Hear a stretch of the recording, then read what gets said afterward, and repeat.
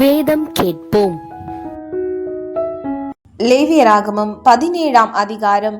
பின்னும் கர்த்தர் மோசேயை நோக்கி, நீ ஆரோனோடும் அவன் குமாரரோடும் இஸ்ரவேல் புத்திரர் அனைவரோடும் சொல்ல வேண்டியதாவது, கர்த்தர் கட்டளை இடுகிறது என்னவென்றால், இஸ்ரவேல் குடும்பத்தாரில் எவனாகிலும் மாட்டை ஆவது செம்மறியாட்டை ஆவது வெள்ளாட்டை ஆவது ஆசரிப்பு கூடார வாசலாகிய கர்த்தருடைய வாசஸ்தலத்துக்கு முன்பாக கர்த்தருக்கு செலுத்தும்படி கொண்டு வராமல், பாளையத்துக்குள்ளே ஆகிலும் பாளையத்துக்கு புறம்பே ஆகிலும் அதை கொன்றால் அது அந்த மனிதனுக்கு இரத்தப்பழியாக எண்ணப்படும்.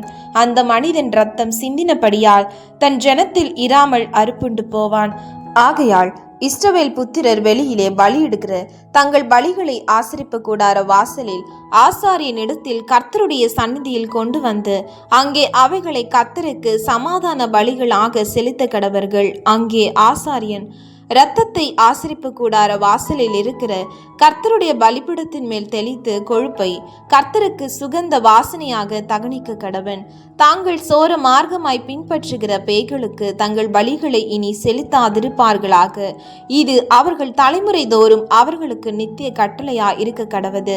மேலும் நீ அவர்களை நோக்கி, இஸ்ரவேல் குடும்பத்தாரிலும் உங்கள் நடுவே தங்குகிற அந்நியர்களிலும் எவனாகிலும் சர்வாங்க தகன பலி முதலானவைகளை இட்டு அதை ஆசரிப்பு கூடார வாசலிலே கர்த்தருக்கு செலுத்தும்படி கொண்டு வராவிட்டால் அவன் தன் ஜனத்தில் இராமல் அறுப்புண்டு போவான் என்று சொல். இஸ்ரவேல் குடும்பத்தாரிலும் உங்களுக்குள் தங்கும் அந்நியர்களிலும் எவனாகிலும் இரத்தம் எண்ணப்பட்டதை புசித்தால், இரத்தத்தை புசித்த அவனுக்கு விரோதமாக நான் என் முகத்தை திருப்பி அவன் தன் ஜனத்தில் இராதபடிக்கு அவனை அறுப்புண்டு போக பண்ணுவேன். மாம்சத்தின் உயிர் இரத்தத்தில் இருக்கிறது. நான் அதை உங்களுக்கு பலிபீடத்தின் மேல் உங்கள் ஆத்துமாக்களுக்காக பாவ நிவர்த்தி செய்யும்படிக்கு கட்டளையிட்டேன். ஆத்மாவிற்காக பாவ நிவர்த்தி செய்கிறது இரத்தமே. அது நிமித்தம் உங்களில் ஒருவனும் இரத்தம் புசிக்க வேண்டாம். உங்கள் நடுவே தங்குகிற அந்நியனும் இரத்தம் புசிக்க வேண்டாம் என்று இஸ்ரவேல் புத்திரருக்கு சொன்னேன். இஸ்ரவேல் புத்திரரிலும் உங்களுக்குள் தங்குகிற அந்நியர்களிலும் எவனாகிலும் புசிக்கத்தக்க ஒரு மிருகத்தை ஆவது ஒரு பட்சியை ஆவது வேட்டையாடி பிடித்தால் அவன் அதன் இரத்தத்தை சிந்த பண்ணி மண்ணினால் அதை மூடக்கடவன். சகல மாம்சத்துக்கும் இரத்தம் உயிரா இருக்கிறது.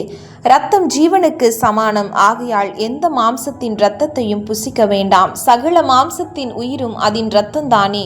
அதை புசிக்கிற எவனும் அறுப்புண்டு போவான் என்று இஸ்ரவேல் புத்திரருக்கு சொன்னேன்.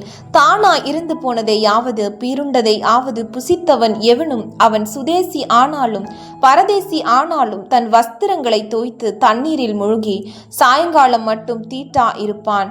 பின்பு சுத்தமா இருப்பான். அவன் தன் வஸ்திரங்களை தோய்க்காமலும் ஸ்நானம் பண்ணாமலும் இருந்தால் தன் அக்கிரமத்தை சுமப்பான் என்று சொல் என்றார்.